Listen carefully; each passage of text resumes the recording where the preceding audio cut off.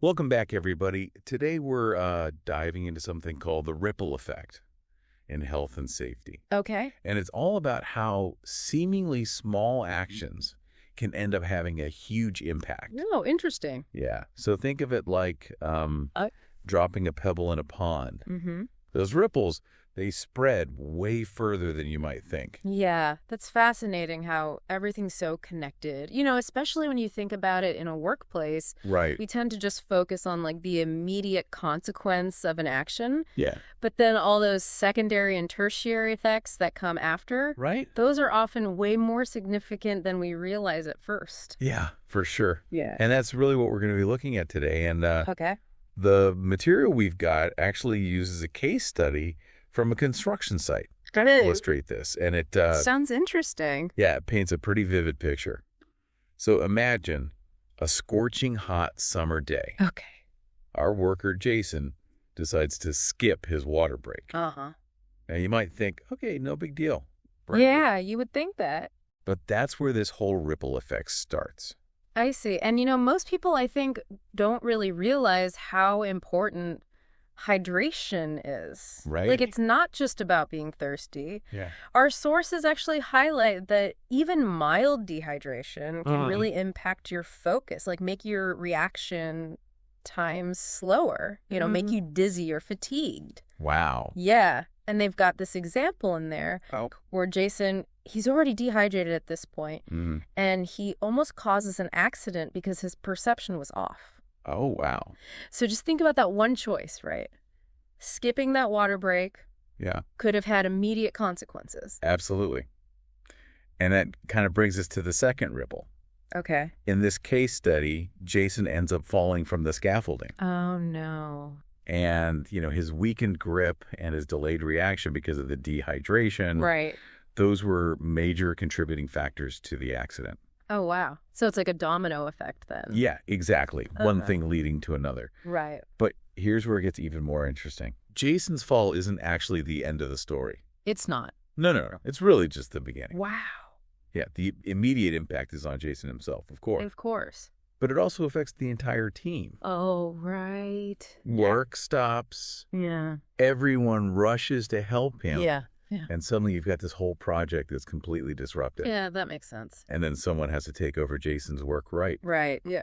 What are the chances that they're as familiar with the task, Yeah. as familiar with all the potential hazards as he was? That's a great point. Yeah, It just introduces a whole other layer of risk there. exactly. And then you got to think about the team morale, too. Like seeing a colleague get hurt is never easy. No. And then there's that pressure to catch up, Right. which can lead to more rushed decisions. And then that's when mistakes happen. Yeah, absolutely. So we've got these expanding circles of impact here. Yeah. What started as one person skipping a water break Yeah. is now affecting the entire project. It really makes you think, have you ever experienced a situation where a small oversight? Oh, yeah, definitely. I've had those. It had a much bigger impact than anyone expected. For sure. And actually, that's a good point, because in this case study, Mm-hmm. it doesn't even stop there. This is where we see the ripple effect hit the productivity and finances. Oh, right. Yeah, we're talking missed deadlines. Yep.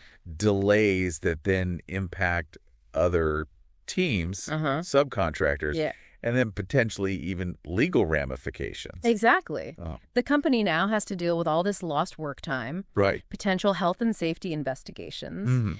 and then maybe even fines for not having proper hydration protocols in place. That's a lot to unpack. Yeah. It started with this one seemingly small choice, I know. and now it's this whole web of consequences with very real costs. Crazy. Right. So how do we stop this ripple effect before it even starts? Well, the good news is this was totally avoidable. Okay. Yeah. The source material really emphasizes preventative measures, Uh-huh. and a lot of them are surprisingly simple.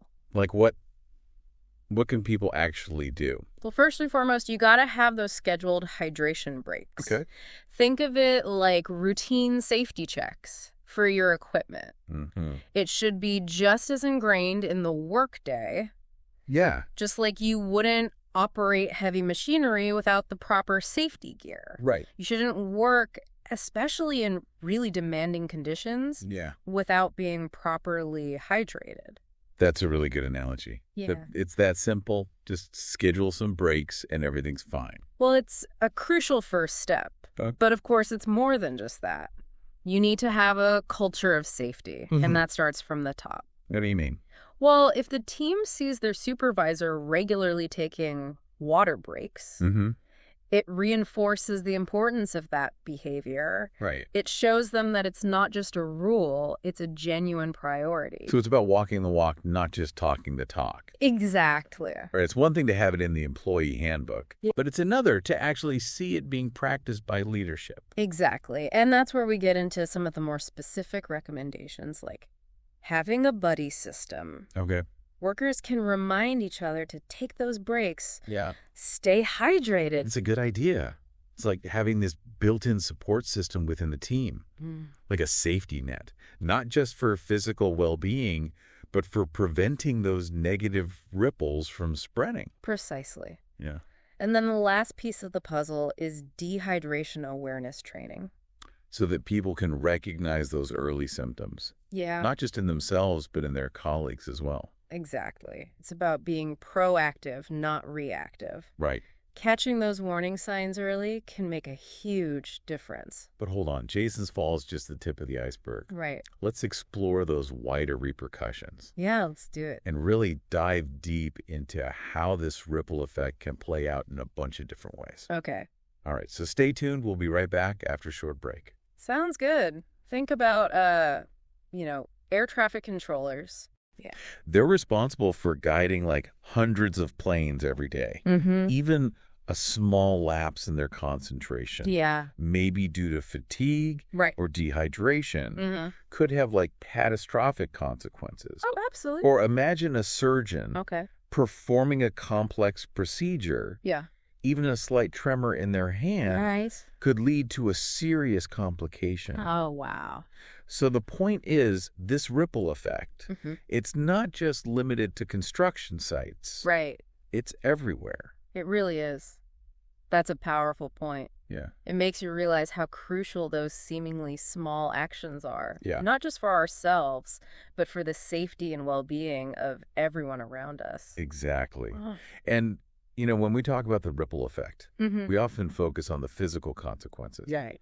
But there's another layer here that's just as important. Okay. The mental health ripple effect. Oh, yeah, you're right. We touched on it earlier with the team morale after Jason's fall. But it goes much deeper than that. What are some of the less obvious ways that this ripple effect can impact mental well-being in the workplace? Well, think about the pressure that builds. Right. When deadlines are missed, or when a project goes off track. Right. Stress levels increase. Yeah. Communication can break down, and people might start feeling overwhelmed, anxious. It's like a snowball effect, right? Yeah. One problem creates another, and it just keeps building. Exactly. And these issues, they don't just disappear when you clock out. Right. They can spill over into your personal life, affect your relationships, your sleep, your overall well-being. Yeah, it's a vicious cycle. Yeah. So what can we do about it? If this ripple effect is so pervasive, how can we prevent those negative consequences, especially when it comes to mental health? Well, just like with physical safety, there are steps we can take both individual and organizationally to try and mitigate these risks and foster a healthier work environment. What are some specific things that individuals can do? Where do you even begin? It starts with self-awareness, paying attention to your own well-being. Right. Are you getting enough sleep? Are you taking breaks when you need them? Yeah. Are you setting realistic expectations for yourself? It's so easy to get caught up in the demands of work and just forget to take care of ourselves. It really is. But recognizing those early signs of stress, like difficulty sleeping or feeling constantly overwhelmed, that's a huge first step. Absolutely. And don't be afraid to communicate your needs. Wow. If you're feeling overwhelmed, talk to your supervisor, reach out to a colleague. Utilize any resources that your workplace offers. But it can't just be on the individual, right? The work environment itself has to be supportive. That's a critical point. Organizations have a responsibility to create a culture that prioritizes well-being. Right. This could include offering flexible work arrangements, providing access to mental health resources, or simply encouraging open communication and a healthy work-life balance. Things like mindfulness programs. Or even just having a designated quiet space for employees to take a break can make a big difference. But sometimes even those seemingly small changes can be difficult to implement in a fast-paced work environment. You're right. It can be a challenge. But that's where leadership comes in. If managers and supervisors model healthy behaviors and prioritize well-being, it sets the tone for the entire organization. Yeah, it becomes part of the company culture, not just an optional perk. Exactly. So it's about creating a work environment where people feel supported and empowered to take care of themselves, both physically and mentally. And that's good for everyone. Right. Happy and healthy employees, they're more productive, more engaged, less likely to burn out. Exactly. It's a win-win situation. And, when we talk about dehydration awareness training, here's a practical example. All right. You can even create a quick self-assessment tool. Ask yourself, am I feeling thirsty? Right. Is my mouth dry? Is my urine darker than usual? Am I feeling unusually tired or irritable? These could be early signs of dehydration. And simply being aware of them can help you stay on top of your hydration needs. I like that. It's something anyone can do right now without needing any special equipment or resources. Right. It's about empowering people to take control of their own well-being. But let's shift gears a bit. Okay. We've talked a lot about the negative aspects of the ripple effect. Right. But it works both ways, doesn't it? Positive actions. Oh, yeah, for sure. They can create positive ripples, too. Absolutely. That's an important point. Yeah. We often just focus on what can go wrong. Right. But it's equally important to recognize the power of our positive choices. What are some examples of those positive ripples? How can we create those intentionally? Well, think about the impact of simply offering a colleague a helping hand when they're feeling stressed, or taking the time to acknowledge someone's hard work, their contributions, or simply being a good listener and offering support when someone is going through a tough time. These seemingly small gestures can have a huge positive impact on someone's day. Right. And those positive vibes can spread throughout the entire team. It's like a chain reaction of kindness and support. One act of positivity leads to another. Right. And it creates a much more positive and resilient work environment. Exactly. And it's not just about our interactions with colleagues. Even things like practicing gratitude, taking care of our physical health, or pursuing our passions outside of work can create positive ripples when we feel good about ourselves. It radiates outwards and influences how we interact with the world. So it's about recognizing that our well-being is interconnected. Taking care of ourselves allows us to better care for others. And create a more positive ripple effect in all areas of our lives. Precisely. And, it's interesting to think about how this concept of the ripple effect connects to other areas of our lives. For example, think about the environmental impact of our daily choices. Something as simple as using a reusable water bottle or choosing to walk instead of drive can have a positive impact on the planet. That's a great example. It's a reminder that the ripple effect extends far beyond the workplace.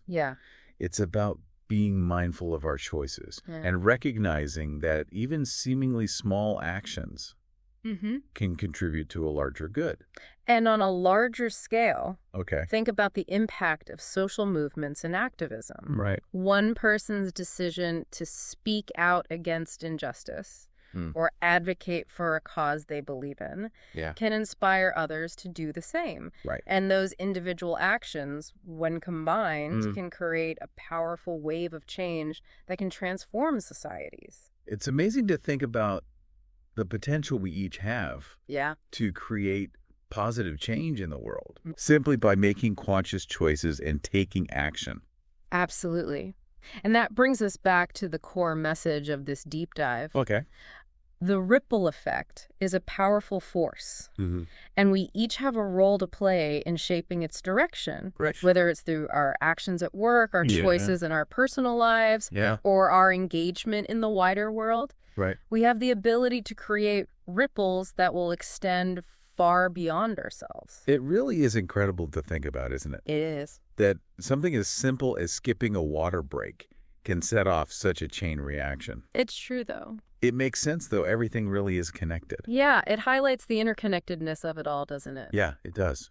And it applies to so many aspects of life, not just health and safety. Absolutely. So as we wrap up this deep dive into the ripple effect, what's like the one thing you want our listener to really take away from all this?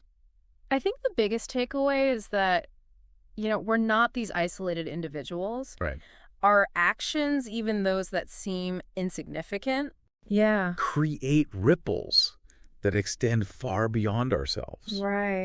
So recognizing the interconnectedness is really crucial. Yeah, it's like a shift in perspective almost. Realizing we're all part of this intricate web, and our choices, they have the power to influence the entire system. Exactly. And with that awareness comes a sense of responsibility. We have a choice. Will our ripples be positive or negative? So it's not just about avoiding negative outcomes then. It's about actively choosing to create positive ones. Exactly. That's pretty empowering when you think about it. It is. And remember, it's not about being perfect or never making mistakes.